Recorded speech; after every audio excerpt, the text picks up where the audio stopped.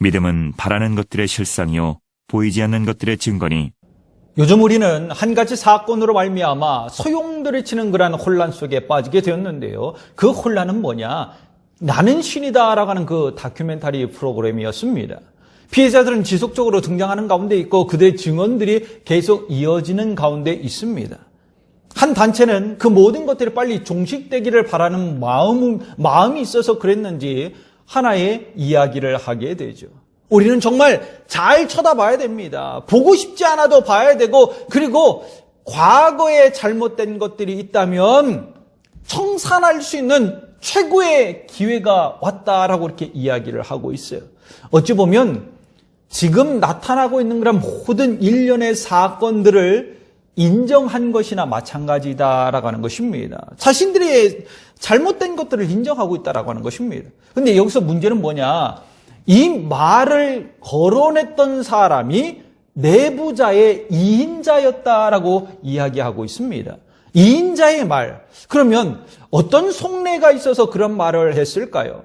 피해자들은 한결같이 그렇게 이야기합니다. 그 2인자가 말한 것은 다 거짓말입니다라고 그렇게 이야기를 해요. 왜냐하면 그 2인자가 자신들을 회유함으로 말미암아 옆에 있게 만든 장본이기 때문에 나를 그 추악함의 자리에 있게 만든 장본이라 바로 그 2인자라는 것입니다.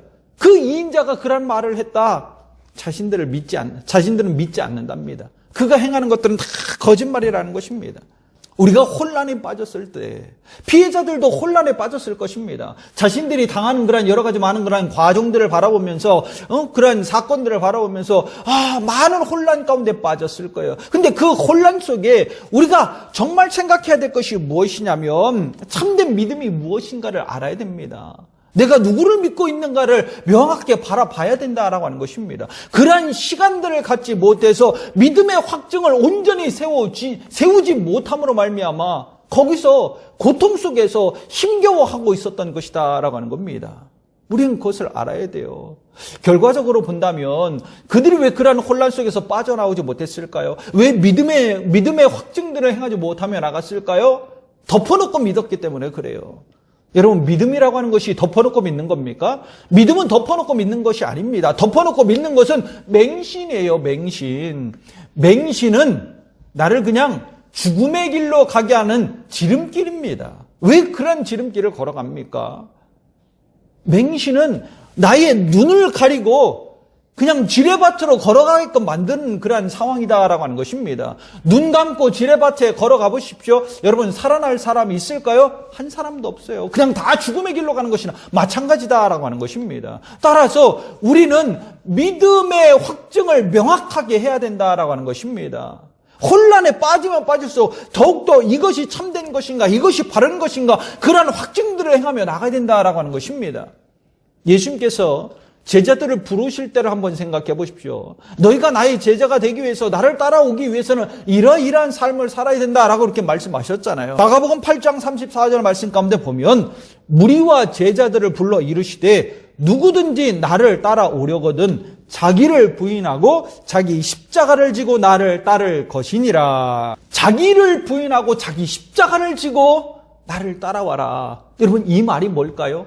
자기를 부인하고 자기 십자가를 지고 나를 따라와야 된다. 이 말은 정말 너희가 나를 따라오기를 원한다면, 정말 믿음의 확감을 가지고 제자로서의 삶을 살아가기를 원한다면, 그렇다면 자기 자신을 부인하며 나가라. 한마디로 하나부터 열까지 다 따져보고 내가 정말 이 십자가를 지며 나갈 수 있을 것인가? 온전한 믿음으로서 예수 그리스도의 그 말씀을 쫓아 삶을 살아갈 수 있을 것인가? 그것들을 다 따져보고 그 가운데 확신이 선다면, 그래, 이것이 참된 믿음이지 라고 하는 그런 믿음의 확증을 온전히 세웠다면 그때 나를 따라와라 라고 그렇게 말씀해주고 있는 것입니다. 왜 그 혼란에 빠졌을까요? 그 혼란에서 왜 빠져나오지 못했을까요? 안 따져봐서 그런 것입니다. 예수님께서 말씀하시잖아요. 하나부터 열까지 꼼꼼하게 다 따져봐라. 그래도 확신이 든다면 그 가운데 따라가라. 나의 제자로서의 삶을 살으라고 그렇게 말씀해주고 있는 것입니다. 따져보는 그 시간들이 믿음의 확증을 행하며 나갈 수 있는 그런 시간들이 되는 겁니다. 그럼 여러분, 믿음의 확증을 어떻게 하며 나갈 수 있을까요? 믿음의 확증을 할 수 있는 그런 방법이 뭘까? 신학자 칼 바르트라고 하는 사람은 믿음의 확증이라고 하는 것은 그냥 지식적인 것만을 나타내는 것이 아니라 우리의 예배의 행위와 삶의 모습을 통해서 하나님을 바라보고 하나님을 향한 그 헌신을 통함으로 말미암아 나타나는 것이 바로 믿음의 확증이다라고 이렇게 이야기를 하고 있습니다. 그러면 믿음의 확증을 할 수 있는 방법이 뭘까? 첫 번째 방법은 다른 것이 아니라 말씀을 공부하는 것입니다. 하나님의 말씀, 성경의 말씀을 공부하는 거예요. 왜냐하면 말씀을 통해서 하나님이 누구이며 어떻게 믿음을 가지며 나갈 수 있는가를 우리가 알 수 있기 때문에, 깨닫기 때문에 그 깨달음으로 인해서 믿음의 확증을 행하며 나갈 수 있긴 있으니까 말씀을 공부해야 된다라고 하는 것입니다. 말씀을 모르기 때문에 말씀에 나타난 하나님이 어떠한 존재이고 하나님께서 어떠한 그런 일들을 행하셨는가 그것을 알지 못하기 때문에 그냥 다른 것을 보고 자신의 눈을 가리며 맹신하며 쫓아갔던 것 아닙니까? 말씀을 알아야 돼요. 왜냐하면 그 말씀이 내 삶의 기준이 되고 내 믿음의 기준이 되기 때문에 그런 것입니다. 두 번째 방법은 예배입니다. 예배는 성도의 삶의 중심이 되어야 하고요. 그 예배를 통해서 누구를 만나요? 하나님을 만나며 나갈 수 있잖아요. 이러한 만남들을 통해서 깊은 관계를 맺으며 나갈 수 있고 또한 이러한 만남들을 통해서 하나님의 참되고 진실됨을 내가 볼 수 있기 때문에 깨달을 수 있기 때문에 그런 깨달음을 바라봄으로 말미암아 내가 믿음을 확증하며 나갈 수 있게 되는 것입니다. 세 번째는 기도입니다. 기도는 하나님과 소통하는 거잖아요. 소통하는 그런 대화의 그런 통로잖아요. 소통함으로 말미암아 대화함으로 말미암아 하나님의 뜻이 무엇인가를 알게 됩니다. 그런 시간들이 바로 기도의 시간들이라는 거예요. 알아야 내가 온전히 가는지 잘못 가는지 그거 알 수 있는 것 아니던가요? 그 기도함의 시간을 통해서 대화함의 그런 시간들을 통해서 하나님의 뜻을 깨닫고 믿음을 더욱더 확증하며 나아갈 수 있게 되는 것입니다. 네 번째는 헌신입니다. 헌신이라고 하는 것은 하나님을 향한 내 삶을 그대로 나타내는 거예요. 삶으로 하나님의 사랑을 그대로 표현하며 나가는 것이 헌신이다라고 하는 것입니다. 한마디로 헌신을 통해서 그가 나타내는 그런 헌신의 삶의 모습을 통해서 하나님을 바라보며 나갈 수 있는 거예요. 하나님께서 주신 그런 믿음의 온전한 삶을 살아갈 수 있게 된다라고 하는 것입니다. 헌신이 없는데 참된 믿음의 사람이라고 이야기할 수 있을까요? 아니요. 헌신의 삶이 있음으로 말미암아 믿음의 확증을 행하며 나갈 수 있는 것이고 그 헌신의 모습을 바라보면서 저 사람은 정말 참된 믿음의 사람이구나. 하나님의 사랑을 나타내고 하나님의 말씀대로 삶을 살아가는 사람이구나. 그것들을 증명하며 나갈 수 있게 된다라고 하는 겁니다. 마지막 다섯 번째는 증인입니다. 증인. 예수님께서 제자들을 부르시고 마지막으로 제자들에게 뭐라고 이야기했습니까? 너희도 이와 같이 행하라. 내 제자로서의 제자가 되어서 증인의 삶을 살아라 라고 이렇게 말씀하고 있잖아요. 증인의 삶은 모든 것을 다 따져보고 확신을 가졌을 때 걸어갈 수 있는 그런 길입니다. 그래서 제자가 된 것 아닙니까? 그 제자로서 정말 주님께서 가르쳤던 그런 말씀들을 증거하며 나갈 수 있었던 것 아니냐라고 하는 것입니다. 따라서 증인의 삶이 곧 제자임을 고백하는 것과 동시에 믿음의 확증을 마친 자들의 삶으로 나타나는 현상이다라고 하는 것입니다. 믿음의 확증을 나타낼 수 있는 방법, 이런 과정들을 통해서 참된 믿음인가 아닌가를 알 수 있어요. 먼저 나 자신을 그렇게 믿음의 확증들을 행하며 나가야 될 것이고요. 또한 다른 사람도 이러한 관계의 방법들의 모습을 통해서 그 사람들에게 그러한 현실적인 모습이 나타나고 있는가를 보고 저 사람은 참된 믿음의 사람이구나 라고 하는 것을 확증하며 그와 함께 믿음의 삶을 살아갈 수 있게 된다라고 하는 겁니다. 모든 신학자들은 누구 중심이었어요? 하나님 중심이었습니다. 믿음의 핵심은 다 하나님이었다라고 하는 것입니다. 말씀이 기록된 것도 하나님을 통해서 온전한 믿음을 우리에게 가질 수 있도록 해 주셨던 것이고 어떠한 행위로서 내가 믿음을 온전히 세워나가는 것이 아니라 하나님께서 내게 값없는 은혜로 주셨음을 끊임없이 강조하고 있다라고 하는 겁니다. 선물로 모두에게 다 주어진 것, 그것이 바로 하나님의 은혜이다라고 하는 거예요. 그런 하나님을 우리가 쫓아가는 것 아닙니까? 그런 하나님을 내가 믿고 의지하며 나가는 것 아니냐라고 하는 것입니다. 따라서 저와 여러분이 내 삶의 현장 속에서 믿음을 확증할 수 있는 그런 방법, 믿음을 확증하면서 나타날 수 있는 그런 방법이 뭐냐? 첫 번째는 실상을 보는 거예요. 실상을 보십시오, 실상. 다른 거 보지 말고 정말 실상을 바라봐라라고 하는 것입니다. 오늘 본문 말씀을 보십시오. 믿음은 바라는 것들의 실상이요 보이지 않는 것들의 증거니. 믿음을 가리켜서 지금 뭐라고 이야기했습니까? 믿음이 곧 실상이다라고 이렇게 이야기하고 있잖아요. 그럼 여러분, 실상이 뭡니까? 실상이라고 하는 것은 실제 모양이나 상태, 모든 것에 있는 그대로의 참 모습, 그것을 가리켜서 실상이라고 이야기합니다. 한마디로 우리 삶의 현장 가운데 나타내어주고 있는 것, 그대로 보여지고 있는 것, 그것이 바로 실상이다라고 하는 것입니다. 그러한 실상을 바라봄으로 말미암아 믿음의 확증을 해라라고 우리에게 가르쳐주고 있는 것입니다. 왜냐하면 그 실제적인 삶 가운데 나타나는 그런 모습을 보면서 저 사람이 올바른 사람인가 그렇지 아니한 사람인가 그것을 알 수 있기 때문에, 그러므로 말미암아 우리가 믿음의 확증들을 행하며 나가야 된다라고 하는 것입니다. 왜냐하면 그것이 내가 살 길이기 때문에. 많은 사람들은 열심히 포장하잖아요. 근데 포장한다 할지라도 순간순간 그의 실제적인 모습이 드러나지 않습니까? 그 모습을 보라라고 하는 것입니다. 그 모습을 보고 믿음의 확증을 행하며 나가라라고 그렇게 말해주고 있는 것입니다. 예수님께서 이 땅에 오셔서 우리에게 보여주셨던 그런 삶의 모습을 한번 생각해 보십시오. 어떤 삶을 보이셨습니까? 인간은 끊임없이 속이려 하잖아요. 누군가를 속이려 하고 누군가를 짓밟고 자신이 더 위로 올라가기를 원하는 그런 모습으로 삶을 살아가잖아요. 그리고 실제적으로 그 인간이 예수님을 어떻게 하라고 했습니까? 죽이려고 그렇게 부단히 노력했던 그런 사람들 아닙니까? 그러나 그렇게 자신을 죽이려 했던 예수님은 그의 삶의 현장 가운데 뭐만 나타냈죠? 자신을 짓밟는 자들을 바라보면서 어떻게 했습니까? 짓밟으셨습니까? 아니요. 고통을 주셨습니까? 아니요. 오히려 사랑을 그들에게 베풀어 주잖아요. 용서를 베풀어 주잖아요. 그저 예수님께서 이 땅에서 보여준 그런 삶의 모습은 진실밖에 없었다라고 하는 것입니다. 선함밖에 없었다라고 하는 것입니다. 그래서 그랬을까요?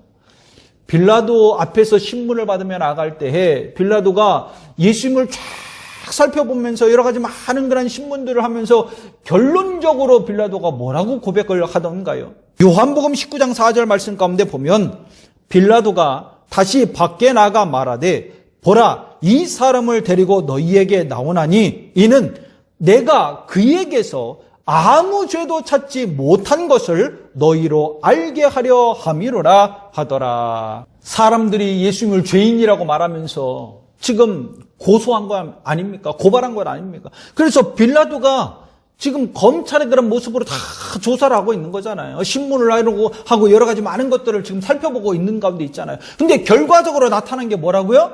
나는 이 사람에게서 아무 죄도 찾지 못했다. 왜 찾지 못했을까요?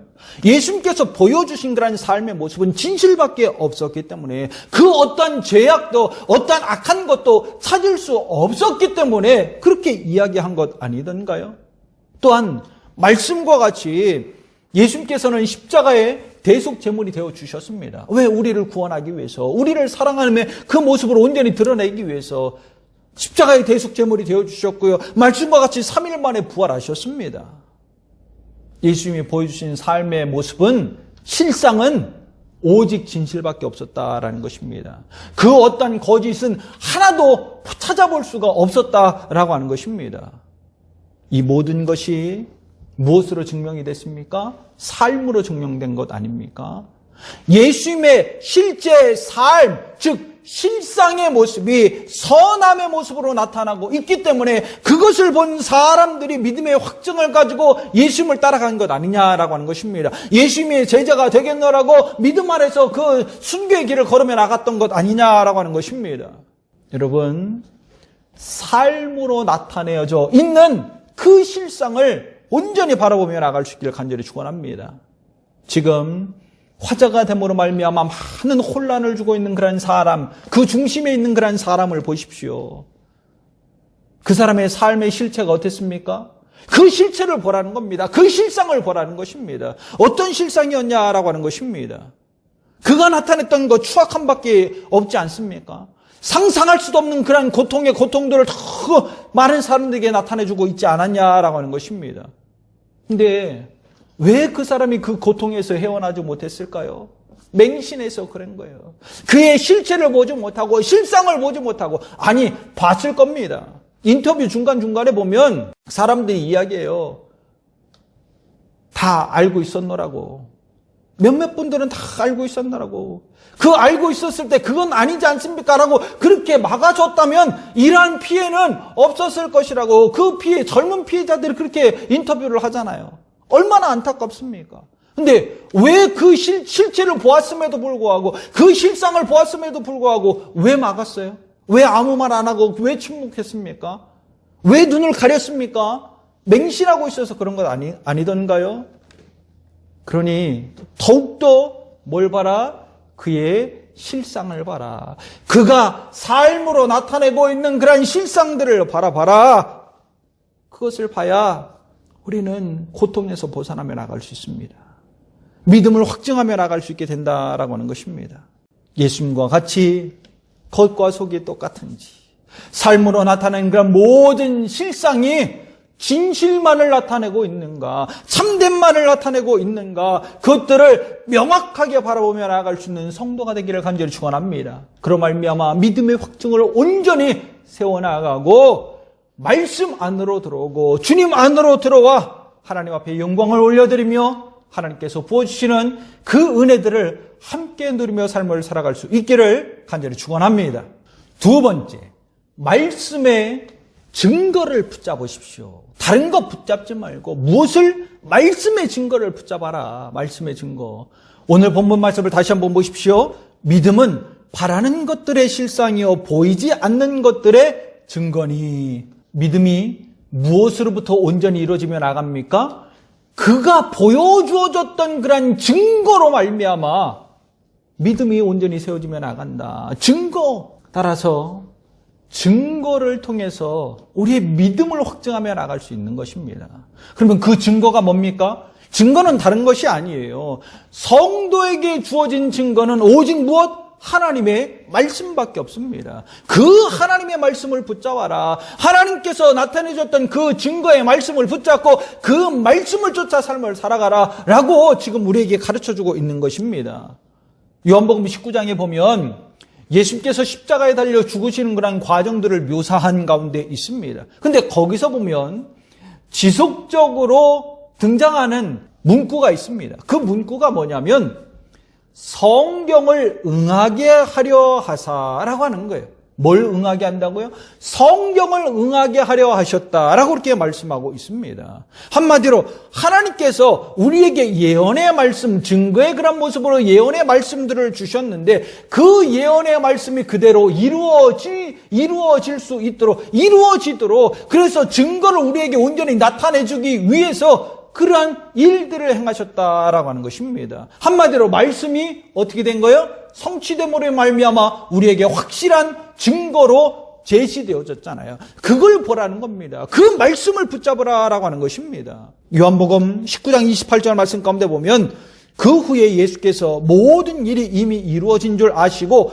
성경을 응하게 하려 하사 이르시되 내가 목마르다 하시니. 성경을 응하게 하기 위해서 뭐 했다고요? 목마르다 그렇게 말씀하셨다라고 이야기하고 있습니다. 죽음의 두려움 앞에 그렇게 서 있는데 느닷없이 나 목말라 그렇게 이야기할 사람이 있습니까?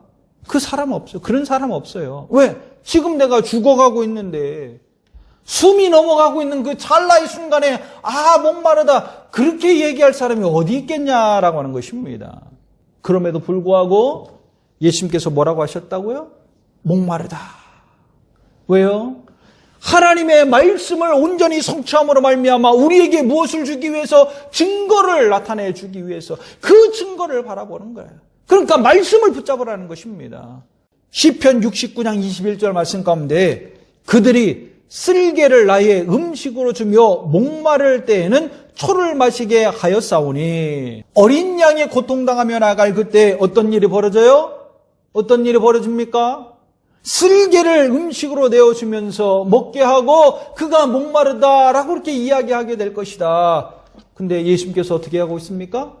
정말 그 십자가 위에서 숨이 끊어져가는 그 순간에 성경을 응하게 하기 위해서 목마르다라고 그렇게 고백하셨잖아요. 왜? 확실한 증거를 우리에게 보여주기 위해서, 말씀의 증거를 이루어서 그 증거를 우리에게 나타내 주기 위해서 그렇게 말씀하셨다라고 하는 것입니다. 또 하나의 사건을 보면 예수님께서 그 십자가에 달려 죽으실 때는 금요일이었습니다. 이제 안식일에 들어가야 할 그런 상황이 되었을 때에 사람들이 뭐라고 이야기합니까?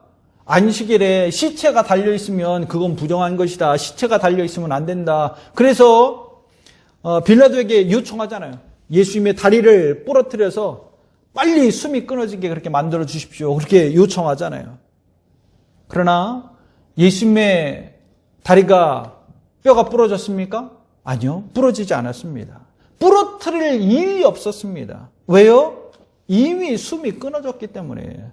그럼 왜 이미 벌써 숨이 끊어졌을까? 가장 극악한 형벌이 십자가에 달려 죽는 형벌입니다. 그만큼 사람이 최고의 고통을 겪으면서 마지막까지 고통을 겪다가 죽는 그런 형벌이 바로 십자가의 형벌이었다는 거예요. 왜? 매달려 있으니까 계속 피를 흘리면서 축 처진 모습으로 고통에 계속 빠질 수밖에 없는 그런 상황이기 때문에. 그런데 예수님은 금방 숨이 끊어졌습니다. 그냥 끊어졌을까요? 그냥 숨이 그냥 멈췄을까요? 아니라는 거예요. 민수기 9장 12절 말씀을 보면 그렇게 되어 있습니다. 아침까지 그것을 조금도 남겨두지 말며 그 뼈를 하나도 꺾지 말아서 유월절 모든 율례대로 지킬 것이니라. 유월절 어린 양으로서 나를 구원하기 위해 이 땅에 오셨고 그 십자가에 달려 죽으셨는데 그 유월절 양 되신 예수님의 그게 뼈가 부러지면 돼요? 안 돼요? 안 되잖아요. 그 말씀을 응하게 하기 위해서 벌써 숨이 끊어졌다라고 하는 겁니다.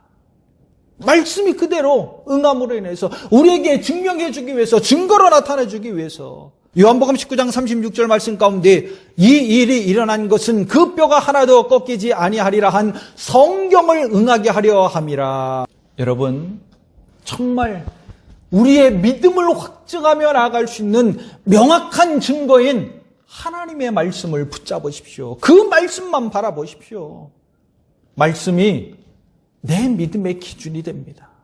그 믿음의 기준 앞에 정말 위배되는 것이 있다면, 거리가 먼 것이 있다면 다 떨쳐버리며 나갈 수 있기를 간절히 축원합니다.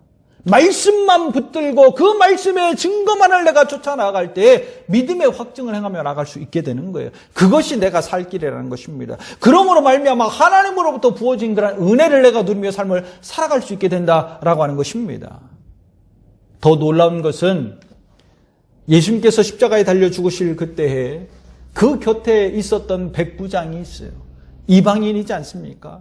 그 이방인의 고백을 한번 보십시오. 마가복음 15장 39절 말씀 가운데 예수를 향하여 섰던 백부장이 그렇게 순지심을 보고 이르되 이 사람은 진실로 하나님의 아들이었도다 하더라. 이방인이 지금 뭐라고 고백을 하고 있습니까? 되어져 있는 그런 모든 과정들을 다 바라보면서 그가 고백합니다. 이 사람은, 예수님은 참된 하나님의 아들이었다. 하나님의 아들이었다. 그렇게 증언해주고 있잖아요.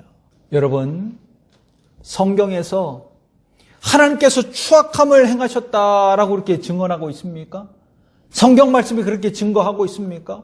예수님께서 사람을 짓밟고 고통을 주고 타락하도록 유혹하며 나가는 그러한 일들을 행했노라고 말씀이 증거해주고 있습니까? 아니잖아요. 그들이 나타낸 증거는 오직 추악함밖에 없었다라고 하는 것입니다. 그런데 어떻게 재림 예수가 될 수 있습니까? 어떻게 신이 될 수 있으며 나갈 수 있겠습니까? 그리고 그 모습을 바라보면서 그 나타낸 증거들을 보면서 믿음의 확증을 행하며 나갈 수 있냐라고 하는 겁니다. 말도 안 되는 거예요. 말씀의 증거를 붙잡고 믿음의 확증을 행하며 나가는 거룩한 성도가 되기를 간절히 축원합니다. 다른 것 보지 마십시오. 다른 것 붙잡지 마십시오. 정말 나에게 준 그 구원하고자 한 그 하나님의 말씀만을, 증거해 준 그 말씀만을 붙잡고 걸어가는 거룩한 성도가 되기를 간절히 축원합니다. 혹여 정말 그 말씀과 상반되는 그런 일들이 있다면 정말 확언에 찬 모습으로 이것이 참된 믿음의 확증을 너에게 나타내 준 것이다 라고 그렇게 이야기한다 할지라도 그거 믿지 마십시오. 왜요? 사탄이 행하는 사탕발림이기 때문에 그렇습니다. 그 사탕발림에 속아 넘어가서 내 눈을 가리고 그냥 사망의 길로 막 쫓아가는, 맹신해서 사망의 길로 쫓아가는 그런 자들이 되지 말고 하나님께서 내게 보여주시는 그 확고한 증거의 말씀만을 붙잡고 생명의 길로 나오고 참된 믿음의 증거들을 확증하며 나아가는 거룩한 성도가 되기를 간절히 축원합니다.